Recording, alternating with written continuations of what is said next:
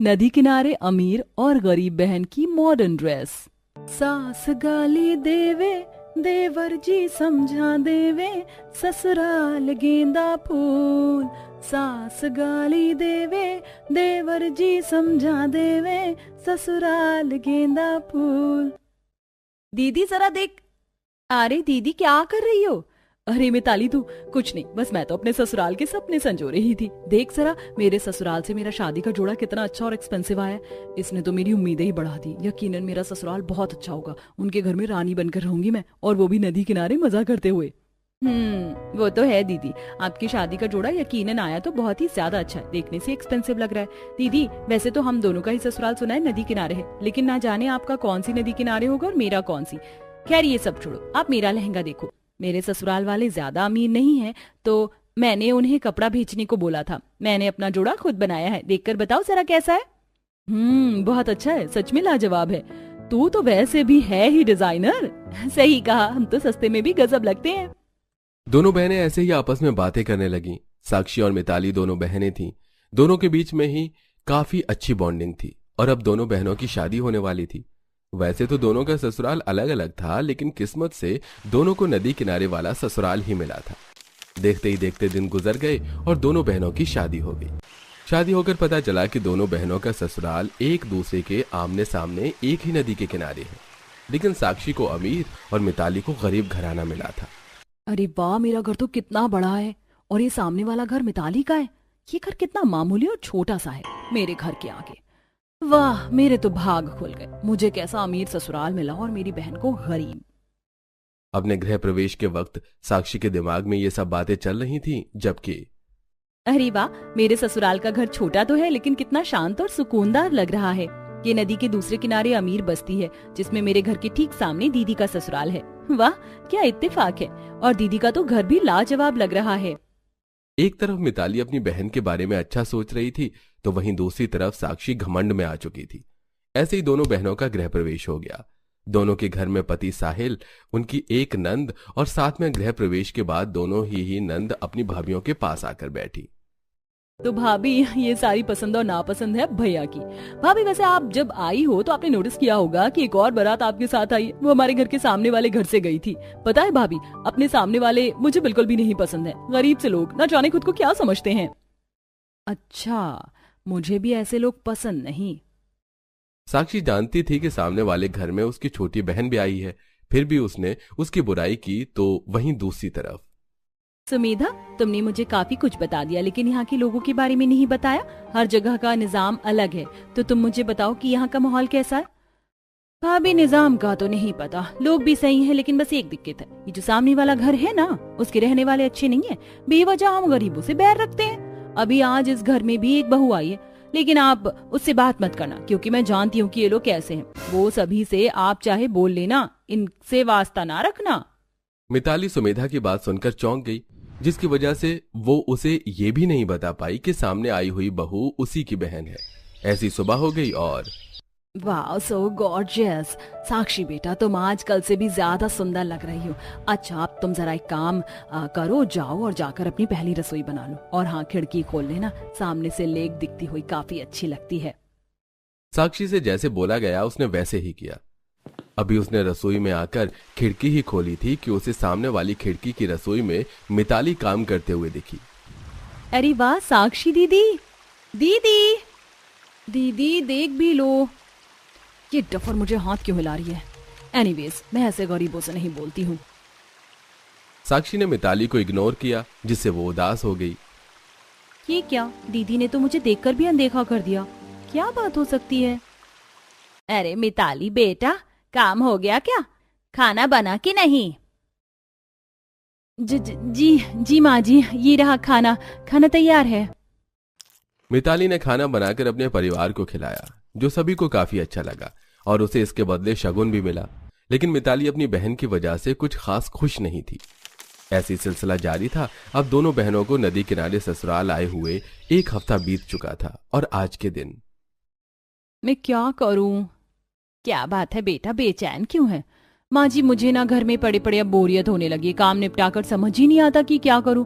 मुझे मायके में सिलाई का शौक था, अगर आपके घर मशीन हो तो क्या माँ जी मैं खाली वक्त में घर घर के कपड़े सिल दिया करूँ।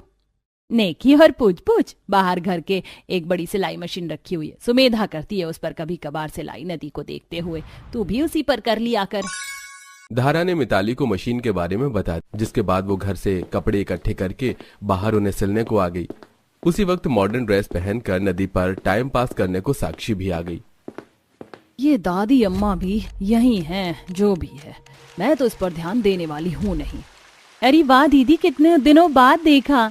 साक्षी दी देखो तो सही। ये गरीबी भी क्या है, कुछ भी आराम से और शान से नहीं कर सकते हैं। गरीबों के तो यही चोचले, हर काम के लिए वक्त निकाल कर उसे खुद ही करो, इन्हें कुछ भी हुआ वो तो नहीं मिलता है। साक्षी ने ऐसे ही कड़वी कड़वी बातें बोली, जिन्हें सुनकर फिर मिताली ने उसे आवाजें नहीं लगाई। ऐसे ही कुछ दिन और बीते।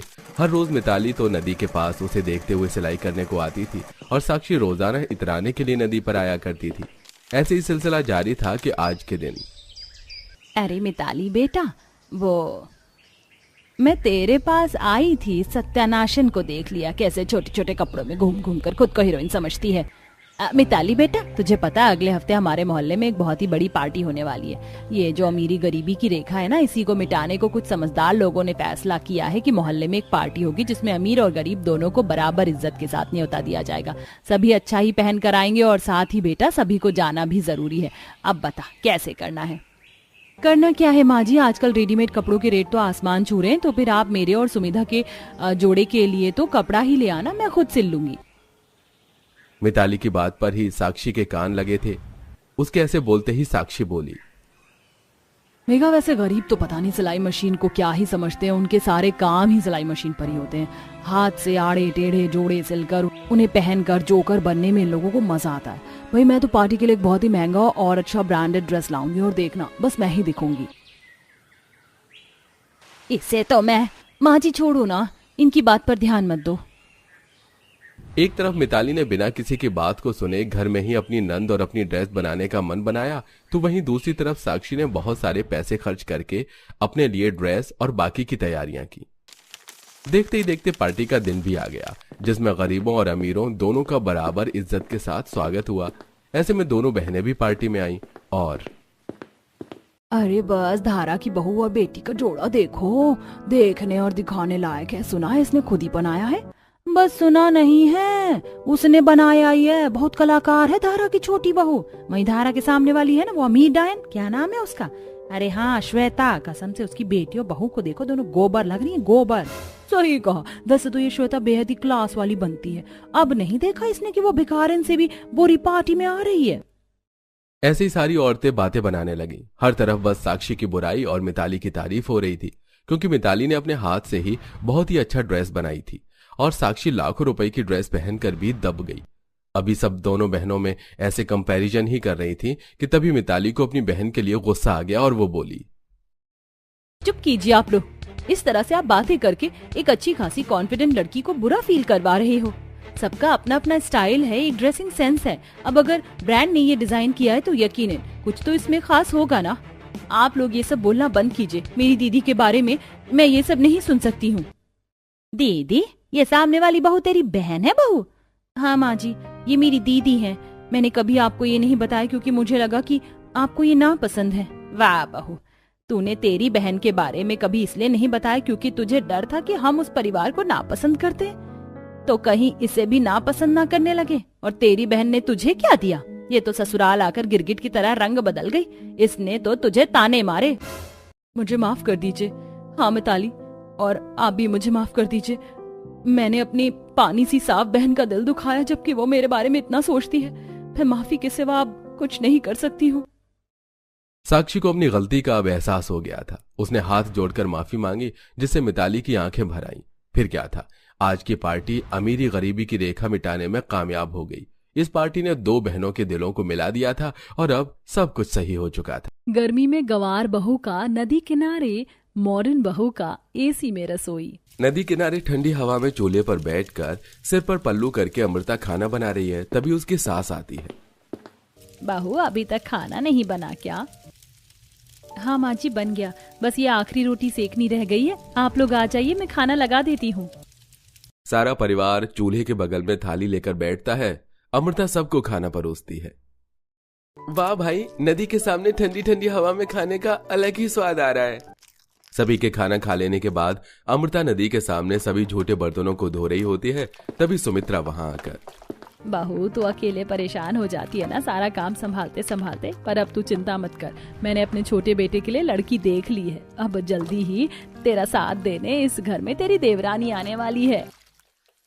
अच्छा माँ जी, ये तो बहुत ही खुशी की बात है। अब ऐसे ही कुछ दिन गुजरते हैं और सुमित्रा अपने छोटे बेटे की शादी नताशा नाम की एक सुंदर लड़की से करवा देती है। OMG, मेरे ससुराल के घर के सामने इतनी सुंदर नदी है, कितना अच्छा नजारा है। बहू कहाँ खो गई तुम? गृह प्रवेश की रस्म हो गई, घर के अंदर आओ। जी जी माँ जी। अगले दिन सुबह नताशा अपनी पहली रसोई करने के लिए घर में चारों तरफ रसोई ढूंढ रही होती है।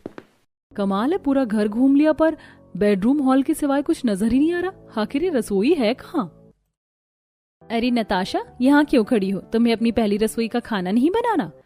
जेठानी जी, खाना तो तब बनाऊंगी ना जब कमबख्त ये रसोई दिखेगी मुझे। ये रसोई है कहाँ?